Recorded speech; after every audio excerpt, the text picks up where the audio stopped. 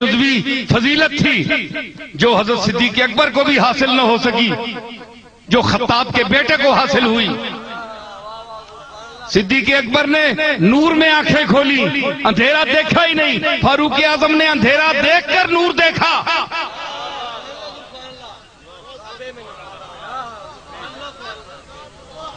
فرمایا کہ کعبے میں نماز آج ادا ہو کے رہے گی، کعبے میں نماز آج ادا ہو کے رہے گی، کعبے میں نماز آج ادا ہو کے رہے گی، کعبے میں نماز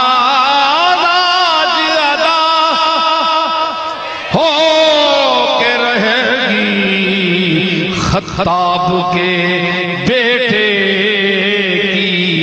یہ آمد کا اثر ہے، خطاب کے بیٹے کی یہ آمد کا اثر ہے۔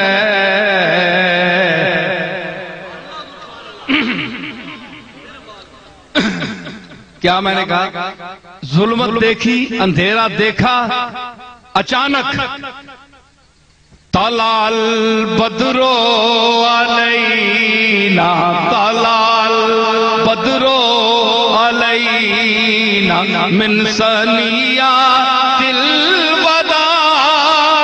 من ثنیات الوداع، من ثنیات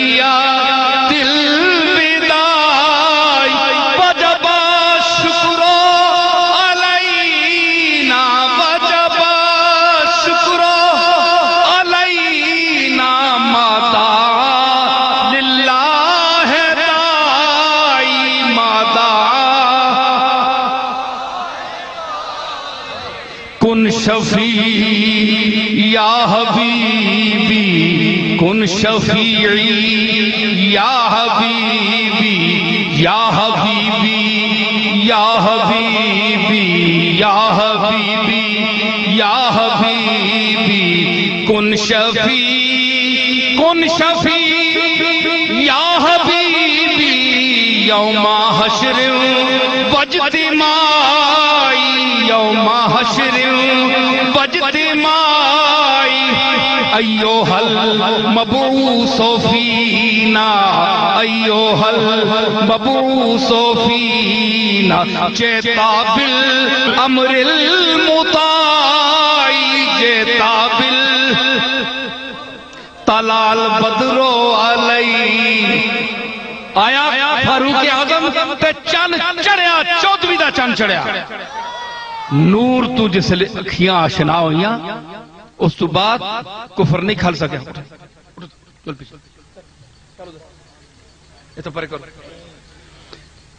پھر آنکھیں جو ہیں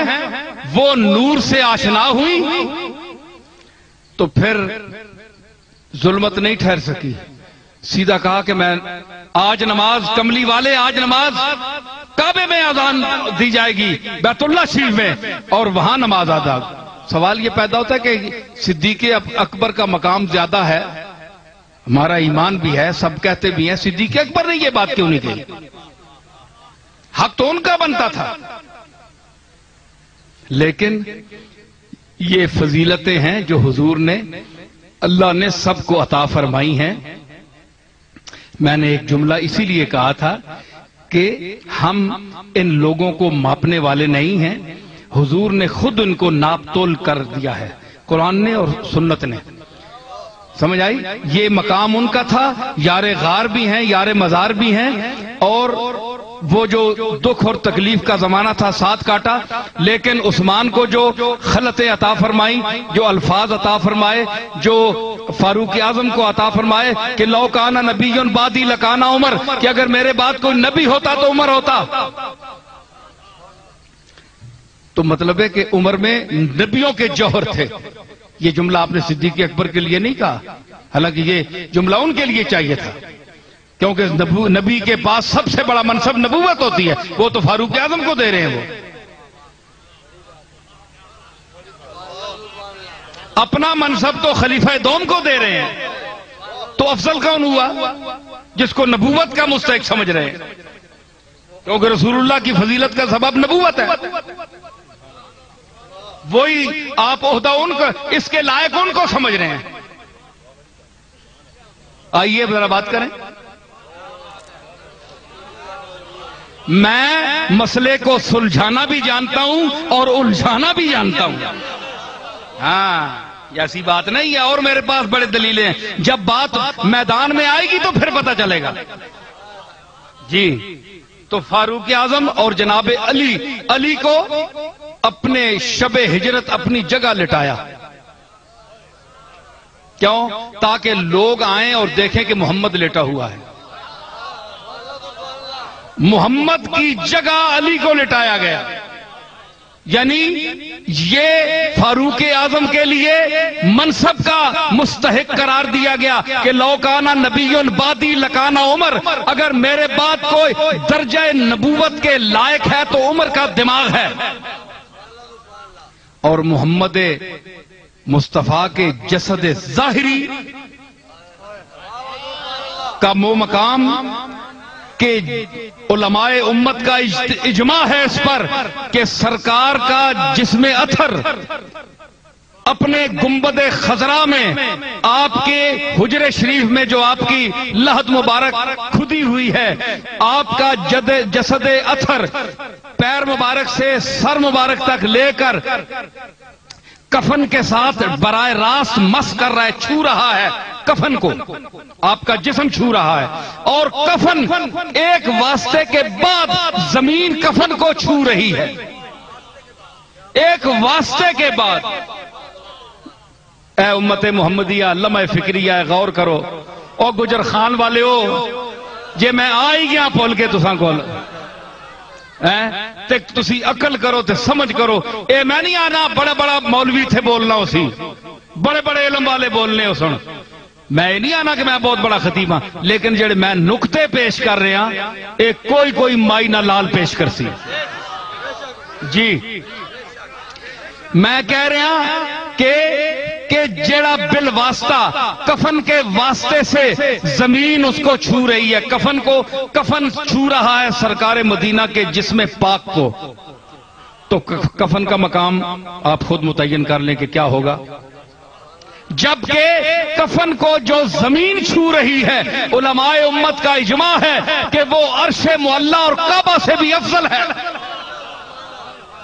وہ زمین کا ٹکڑا جس پر 2 گز 2.5 گز پر جو سرکار لیٹے ہوئے ہیں، وہ جو آپ کے پشت مبارک اور اس کے نیچے جو زمین ٹکڑا ہے، یہ عرش سے بھی مرتبے میں اونچا ہے اور بیت اللہ شریف سے بھی اونچا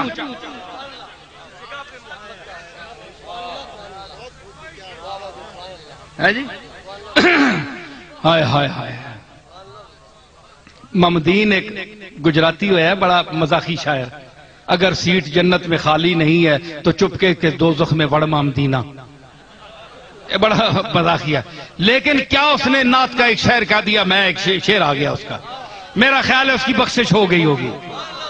وہ کہتا ہے کہ محمد کا جہاں پر آستان ہے، محمد کا جہاں پر آستان ہے، زمین کا اتنا ٹکڑا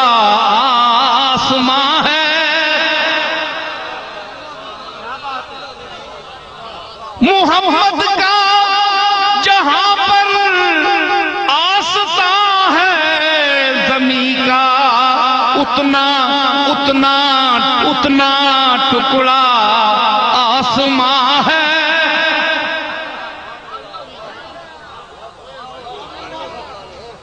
یہ تو زمین، وہ زمین جو مس کر رہی ہے سرکار کے جسم اطہر سے کو چھو رہی ہے،